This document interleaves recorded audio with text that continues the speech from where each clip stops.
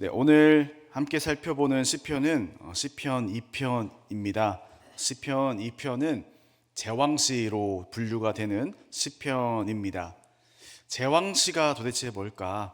제왕시의 특징은 왕이 자신의 삶의 자리에서 부르는 노래가 바로 제왕시입니다. 즉 여호와께서 택하신 그 인간 왕, 기름 부음 받은 그 왕의 삶의 자리를 말해주는 것이 제왕시의 내용입니다. 오늘 이 편 말고도 또 다른 제왕시로 분류되는 시편들이 있습니다. 그 중에 시편 21편이 있는데요.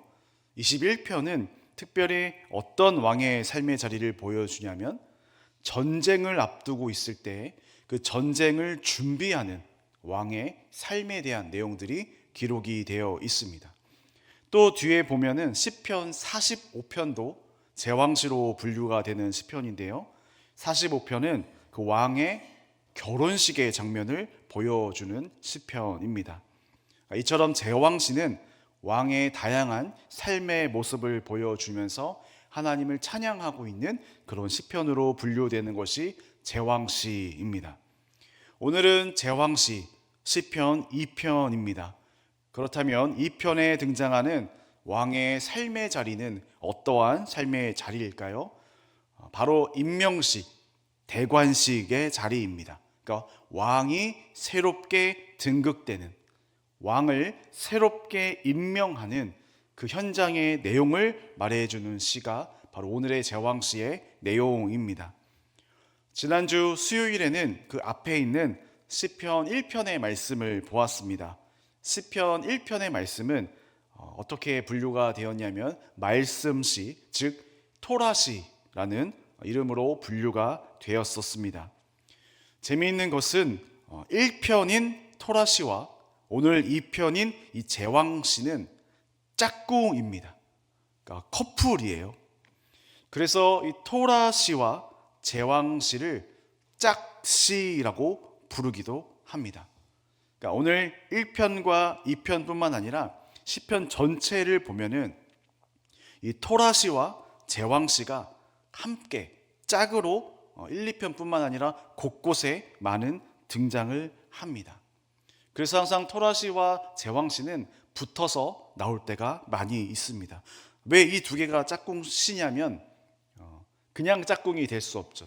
닮은 점이 있어야 되고 좋아하는 것도 같아야 되고 또 코드도 맞아야 되는 게 짝꿍이라고 할 수가 있겠는데 왜 이 둘이 짝꿍이냐면 쓰인 단어들이 굉장히 비슷합니다. 겹치는 단어들이 많고요.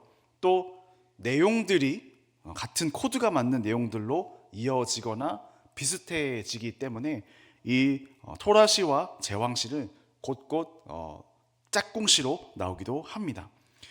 그래서 오늘 짝꿍시인 토라시인 시편 1편과 제왕시인 시편 2편의 내용을 우리가 비교해 보면서 말씀을 오늘 이어갈 건데요. 동일한 같은 단어들이 쓰였다라는 것을 우리가 함께 보려고 합니다. 총 5개의 단어들을 살필 건데요. 첫 번째로 1편과 2편의 공통된 단어는 길이라는 단어입니다. 길. 기억나시나요? 1편에서는 두 가지 길에 대해서 알려주었습니다. 복 있는 사람의 길, 그리고 악인의 길에 대해서 이야기를 했습니다. 여기에서 길이라는 단어는 데레크라는 히브리어가 사용이 됩니다. 오늘 시편 2편에서도 12절 말씀에 보면 데레크, 길이라는 단어가 사용이 됩니다. 우리 12절 말씀을 한번 읽어보겠습니다. 시작. 그의 아들에게 입맞추라. 그렇지 아니하면 진노하심으로 너희가 길에서 망하리니 그의 진노가 급하심이라. 여호와께 피하는 모든 사람은 다 복이 있도다. 아멘. 먼저 12절을 처음부터 보시면 그의 아들이 나옵니다. 그의 아들. 그의 아들은 이 시편 2편이 제왕시답게 그 당시에 왕을 부르는 칭호가 그의 아들, 하나님의 아들, 신의 아들이라는 말이 바로 왕을 부르는 칭호였습니다. 이때 당시의 왕은 그냥 왕이 아니라 신의 아들로 여겨졌기 때문에 그렇습니다.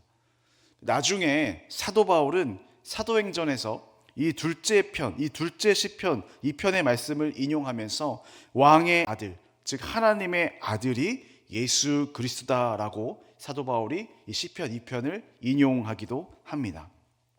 그래서 이 구절을 계속 보면 그의 아들에게 입맞추라라고 말씀을 합니다. 그렇지 아니하면 진노하심으로 너희가 길에서 망할 것이다 라고 말씀해요.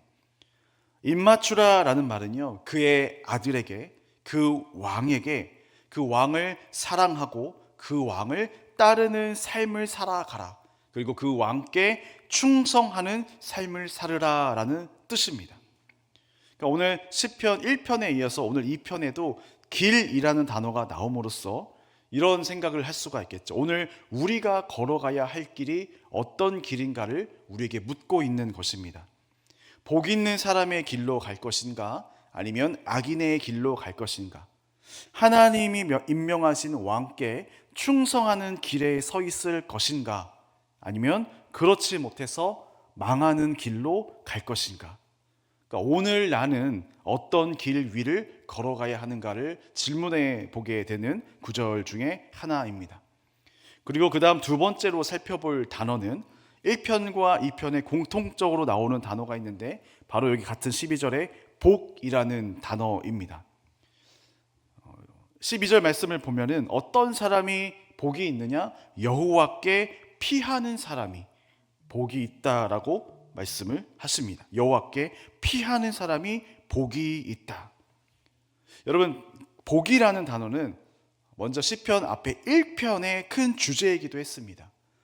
심지어 시편 1편의 첫 시작 1절의 첫 단어부터 복이었습니다.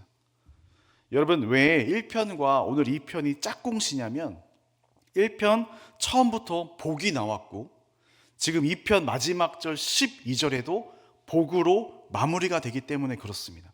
즉 처음과 끝이 복으로 시작해서 복으로 끝나는 마치 하나의 시편 같은 느낌을 주는 것이 1편과 2편의 복입니다.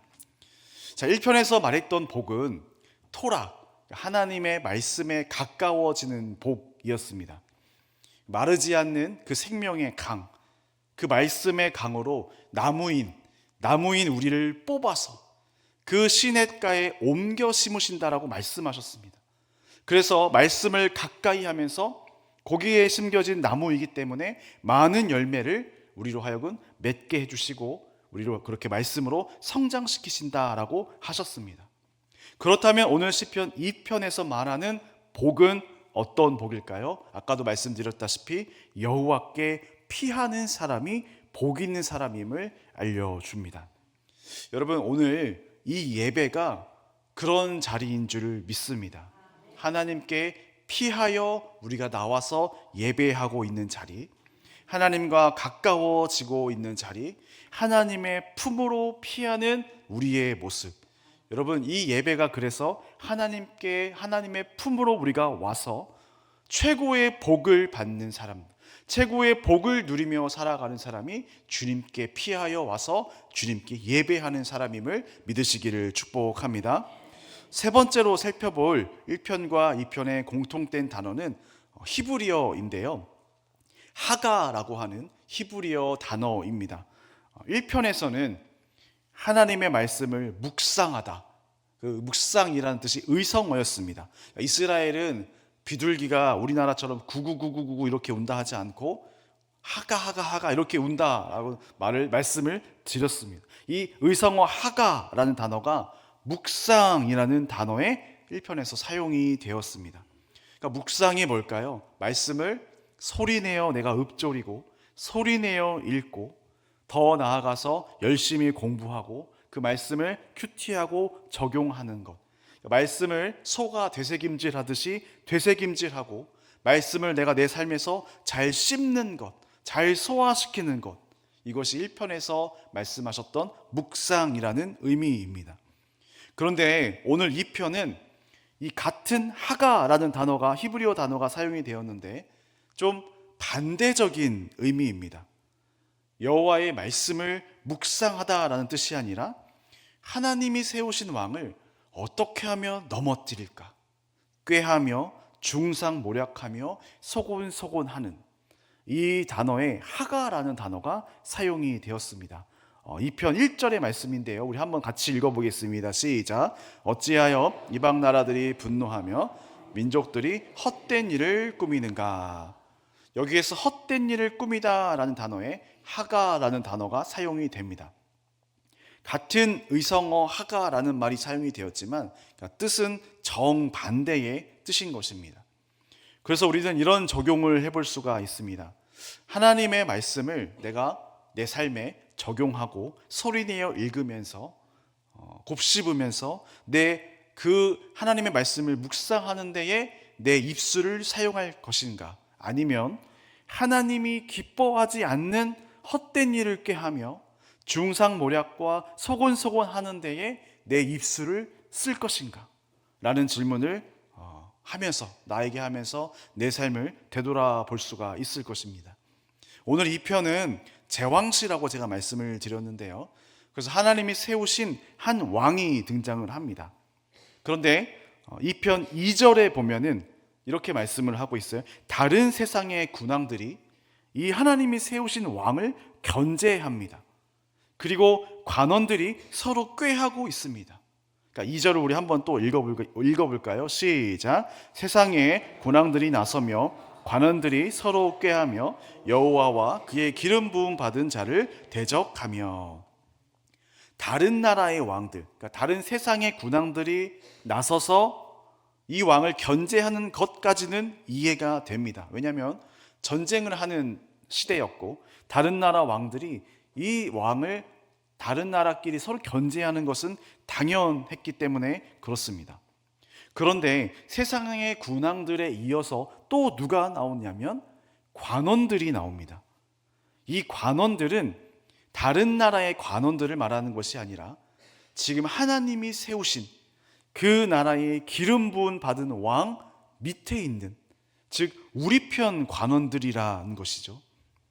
그러니까 이 말은 세상의 왕들, 외부에서 오는 견제도 있지만 우리 내부 안에서도 견제가 있는 것입니다.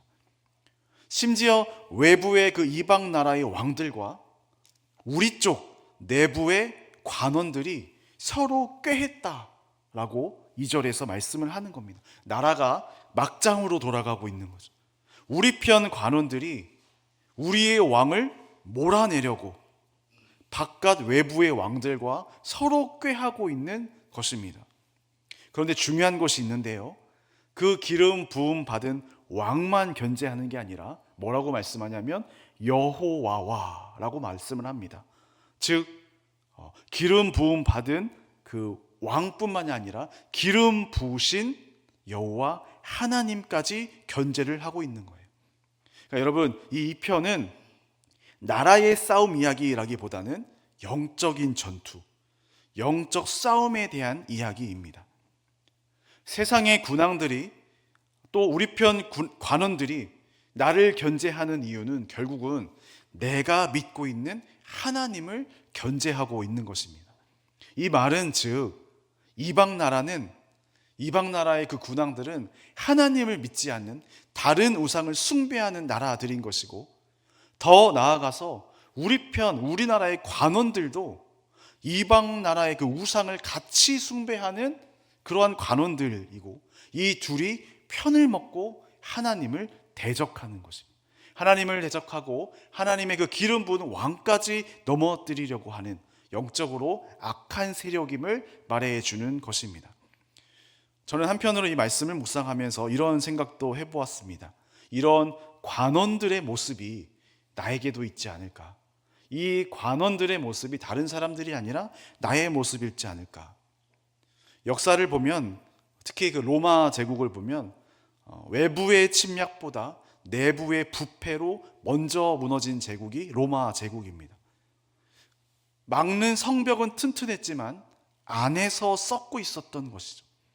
우리의 신앙도 그렇다라는 생각이 들었습니다. 외부의 압박, 즉 세상의 핍박, 어떤 우리의 환경의 문제, 직장의 문제, 경제적 어려움, 이런 것보다 더 무서운 것은 내 마음 안에서 내가 스스로 하나님을 밀어내고 있지는 않았는가라는 것입니다. 만왕의 왕 되신 하나님을 내가 믿는다고 말하면서 실제로는 나의 삶이 세상의 방식과 손을 잡고 있는, 마치 이 관원들의 모습과 같은 이러한 모습이 나에게도 있지 않은가라는 삶을 되돌아보며 나아갈 수 있었다라는 것이죠. 이 세상을 살아갈 때 우리는 늘 이런 영적인 전쟁을 합니다. 이러한 영적 전쟁 가운데 우리는 늘 하나님을 선택해야 되고, 다른 것에 피하는 것이 아니라 하나님께 피해야 되고, 하나님만을 의지하려고 부단히 내 마음을 다잡는 것이 오늘 우리가 해야 할 영적 전쟁이다라는 사실입니다. 여러분, 그런데 이런 영적인 전쟁은 우리의 힘으로는 이길 수가 없습니다. 하나님의 도우심이 반드시 필요합니다. 그래서 오늘 이 편 4절에 보면 하나님께서 악한 세력들, 세상의 군왕들과 관원들에게 이렇게 행동을 하세요. 4절 말씀에 보면 하늘에 계신 이가 웃으시며 주께서 그들을 비웃으시로다. 여러분, 하나님 당신과 하나님이 사랑하시는 자녀들을 넘어뜨리려고 하는 그 모든 악한 세력들을 향해서 하나님은 비웃으세요. 저는 그래서 이 웃음에 이러한 제목을 붙여봤습니다. 오늘 설교의 제목이기도 한데요, 압도적 주권의 웃음이라는 제목입니다. 여러분, 어린아이가 주먹을 불끈 쥐고 아빠한테 달려옵니다. 내가 아빠를 이길 거야 라고 말하면서 달려오면 아빠가 화내지 않습니다. 어떻게 해요? 아빠는 오히려 웃어요. 왜요? 귀엽기 때문이죠. 가소롭기 때문이죠. 감히 네가 나를 이겨? 이미 결과를 아빠는 알고 있기 때문에 그렇습니다. 여러분, 하나님이 웃으시는 이유는 그분의 왕권이 절대로 흔들리지 않기 때문에 그렇습니다. 여러분을 공격하는 그 악한 세력들이 아무리 강해 보여도 하늘에서는 이미 승부가 끝이 났습니다. 어디 한번 해봐라. 내 자녀는 내가 끝까지 지킨다. 이런 하나님의 마음이 느껴지는 웃음이 바로 이런 승리의 압도적 주권의 웃음이다라는 사실입니다. 이미 십자가로 승리하신 주님을 우리가 의지할 때 우리는 이 영적 전투에서 승리할 수가 있는 것입니다. 하나님은 여기에서 멈추지 않으시고 이 영적 전쟁에서 승리해서 특별히 열매 맺는 삶을 살도록 우리를 도우시는데요, 이것이 바로 네 번째 공통된 단어 히브리어 나탄이라고 하는 단어를 보면은 그 점이 더 명확하게 보입니다. 이 나탄이라고 발음하는 히브리어 단어는 허락하다, 붙이다라는 뜻이 있습니다. 앞에 1편에서는 이 단어가 몇 절에서 나왔냐면 3절에서 나왔습니다. 우리 1편 3절의 말씀을 우리 한번 읽어보겠습니다. 시작. 그는 시냇가에 심은 나무가 철을 따라 열매를 맺으며 그 잎사귀가 마르지 아니함 같으니 그가 하는 모든 일이 다 형통하리로다. 말씀에 깊이 뿌리를 내린 사람은, 그러니까 하나님께서 그 나무인 우리를 들어 올려서 더욱 말씀의 샘이 끊이지 않는 시냇가로 옮겨 심으십니다. 그래서 그 나무가 철을 따라 열매를 맺게 하시기 위해서 그렇게 옮기신다라는 거예요. 그러니까 여기에서 열매를 맺다라는 단어가 히브리어로 나탄이라는 동사가 사용이 됩니다. 오늘 본문 시편 2편에서는 이 단어가 8절에서 등장을 합니다. 우리 8절 말씀도 한번 읽어볼까요? 시작. 내게 구하라. 네 소유가 땅끝까지 이르리로다. 아멘. 내게 구하라. 그리하면 너에게 줄 것이다. 여러분, 줄 것이다가 바로 나탄입니다. 내게 구하라. 내가 너에게 줄 것이다. 여러분, 세상의 원수 악한 마귀 영들이 나와서 우리 하나님을 비방한다 할지라도 여러분 반드시 기억하십시오. 하나님은 이미 십자가로 승리하셨습니다. 그러니까 우리가 지금 사순절에도 기뻐할 수 있고 감사할 수 있는 이유는 결국 승리하신 우리 하나님을 믿고 따르기 때문입니다. 그 하나님이 오늘 우리도 영적인 전쟁에서 승리하도록 도우십니다. 우리를 승리하게 해주시는 분도 하나님이시고 우리를 열매 맺게 해주시는 분도 하나님이세요. 내가 구한 모든 것을 다 주기를 원하시는 분이 우리 주님이심을 믿으시기를 축복합니다. 여러분, 하나님을 가까이 하십시오. 하나님께 피하십시오. 그것이 우리가 누릴 수 있는 가장 좋은 복입니다. 하나님 분명히 말씀하시죠. 내게 구하라. 내가 너에게 줄 것이다. 여러분, 이것이 오늘 우리에게 하시는 말씀임을 분명히 깨달아서 이 영적 전쟁 가운데 또 승리함으로 주님 앞에 이길 수 있는 능력을 구하고 힘을 구하고 승리를 구하며 나아가는 여러분 되시기를 축복합니다. 마지막 5번째인데요. 같은 단어는 아니지만 같은 뜻을 가진 히브리어 단어가 있습니다. 바로 토라와 호크라는 단어입니다. 토라, 호크. 시편 1편은 토라시였습니다. 토라시는 하나님의 율법, 하나님의 말씀을 강조하는 시였습니다. 1편에 이 율법이라고 하는 단어가 토라라고 하는 히브리어였습니다. 오늘 2편에도 이 하나님의 말씀과 관련된 단어가 하나 나오는데요. 바로 7절 말씀에 보면 이 호크라는 단어가 나옵니다. 7절 말씀을 우리 한번 읽어보겠습니다. 시작. 내가 여호와의 명령을 전하노라. 여호와께서 내게 이르시되 너는 내 아들이라. 오늘 내가 너를 낳았도다. 여러분, 1편에서는 하나님의 말씀 또 율법이었고 오늘 2편에서는 하나님의 명령이 나옵니다. 물론 율법을 뜻하는 토라라는 단어와 이 명령을 뜻하는 호크라는 단어가 서로 다른 단어이지만 하나님의 말씀과 하나님의 명령은 같은 의미를 지닌 유사어이기 때문에 이 둘을 하나로 짝으로 묶을 수가 있습니다. 오늘 2편 7절에서 여호와의 명령이 무엇인지 나옵니다. 너는 내 아들이라. 오늘 내가 너를 낳았도다. 그리고 이어서 8절 말씀도 보시면 이렇게 말씀을 합니다. 우리 8절 말씀도 한번 읽어보겠습니다. 시작. 내게 구하라. 이르리로다. 아멘. 너는 내 아들이다. 너는 내 자녀다. 이어서 말씀하세요. 내게 구하라. 내가 너에게 줄 것이다. 여러분, 이거 놀라운 은혜의 말씀입니다. 그런데 여러분, 이 은혜의 말씀도 중요하지만 오늘 더 집중해 보고자 했던 것이 바로 이것인데요. 이 말씀들이, 이 은혜의 말씀들이 나를 향한 뭐요? 호크, 명령이었다라는 사실에 더 집중해야 합니다. 여러분, 명령은 너 이렇게 할래 말래 이런 청유형이 아닙니다. 부탁이 아니에요. 오늘 너는 내 아들이다.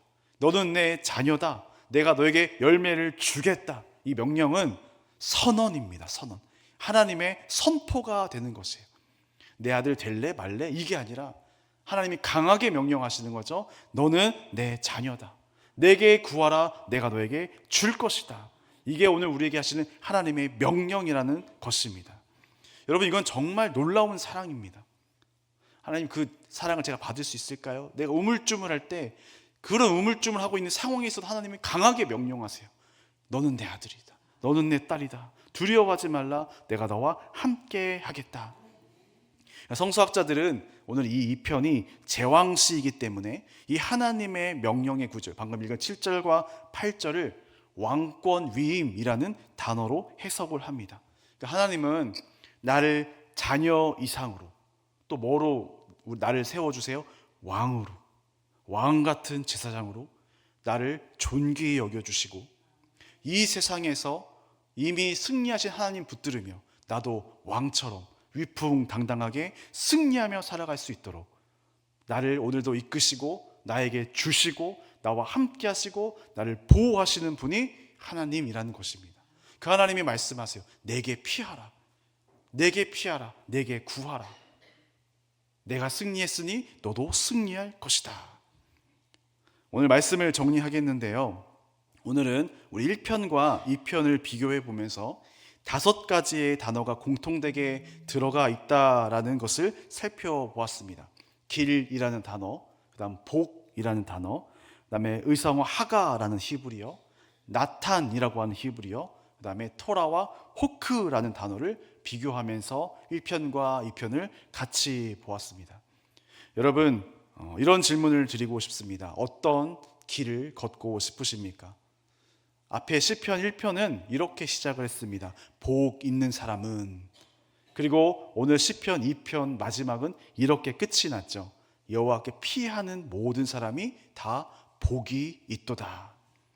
여러분, 복이 어디에 있습니까? 복은 어디에 있을까요? 세상의 권력에 있지 않습니다. 어떤 세상의 정치적인 힘에 있지 않습니다. 복은 내 능력에 있지 않습니다. 복은 왕께 피하는 자에게 있습니다.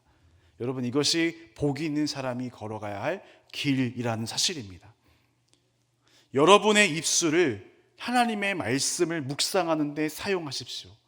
세상의 왕들과 관원들처럼 하나님을 내 마음속에서 밀어내려는 데에 내 입술을 절대로 사용하지 마십시오.